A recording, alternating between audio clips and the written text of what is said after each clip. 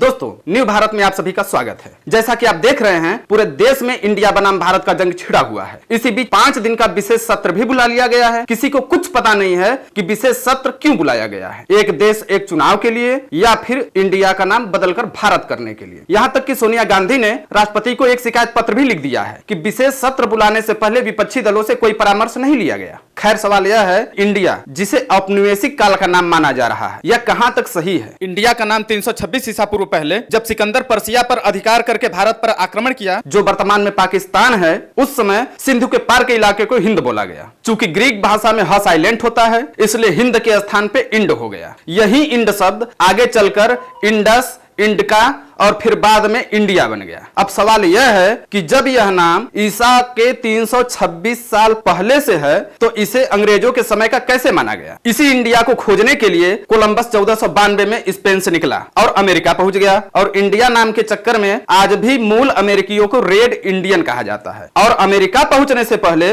वह जिस द्वीप पर रुका, उसे इंडीज नाम दे दिया, जो आज वेस्ट इंडीज के नाम से जाना जाता है। तो सवाल फिर वही है कि क्या इंडिया का नाम सिर्फ भारत होना चाहिए? संविधान सभा में इस बात को लेकर बहस हुआ था। सबसे पहले कामता प्रसाद जी बोले थे कि संविधान में लिखना चाहिए कि भारत, जो अंग्रेजी भाषा में इंडिया के नाम से जाना जाता। वहीं सेठ गोविंद दास अपना प्रस्ताव लाए थे। उनका कहना था कि संविधान में यह होना चाहिए कि भारत, जो विदेशों में इंडिया के नाम से जाना जाता। वहीं कमलापति त्रिपाठी, जो आगे चलकर उत्तर प्रदेश के मुख्यमंत्री भी बने, अपना मत देते हुए इन्होंने कहा कि संविधान में यह होना चाहिए इंडिया भारत, लेकिन अंत में यही स्वीकार किया गया इंडिया दैट इज भारत, अर्थात इंडिया जो कि भारत। 2020 में इंडिया बनाम भारत के लिए सुप्रीम कोर्ट में भी एक PIL दायर की गई। सुप्रीम कोर्ट ने यह कहते हुए खारिज कर दिया कि संविधान में दोनों नामों को अपना अपना जगह मिला हुआ है। अब बात यह है कि मान लीजिए हम इंडिया का नाम बदलकर भारत कर ही देते हैं, तो भारत सरकार के उन स्कीमों का क्या,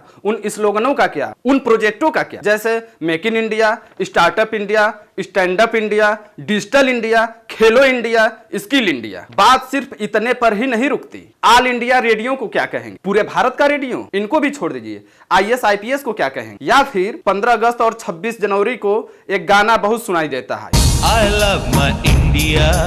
कोई बच्चा IIT का तैयारी कर रहा है, कोई बच्चा IIM का तैयारी कर रहा है, उसको क्या कहेंगे? ऐसे हजारों नाम हैं, जैसे gateway of India, India gate, और तो और इसरो, जो भारत का गौरव पूरे दुनिया में बढ़ाया, उसको इसरो की जगह बिसरो कहा जाएगा। अब अंतिम सवाल, क्या सिर्फ नाम बदलने से ही देश आगे बढ़ेगा? संविधान में लगभग 200 अनुच्छेद डायरेक्ट इंग्लैंड के संविधान से लिया गया है। उसके बाद मूल अधिकार उपराष्ट्रपति का पद अमेरिका से लिया गया है, कनाडा से राज्यपाल का पद लिया गया है, ऑस्ट्रेलिया से समवर्ती सूची लिया गया है, दक्षिण अफ्रीका से संविधान संशोधन लिया गया है, और भी ढेर सारे प्रावधान दूसरे देशों से लिया गया है। इस तरह तो पूरा संविधान ही बदलना पड़ जाएगा। लोकसभा चुनाव के 6 माह पहले क्या यही सब मुद्दे उठेंगे? कहीं यह देश के असल मुद्दे, महंगाई, बेरोजगारी, गरीबी इत्यादि से ध्यान भटकाने का प्लान तो नहीं बनाया गया है? अगर आपको हमारा वीडियो अच्छा लगे तो वीडियो को लाइक करें, कमेंट करें और सब्सक्राइब करना ना। जय हिंद।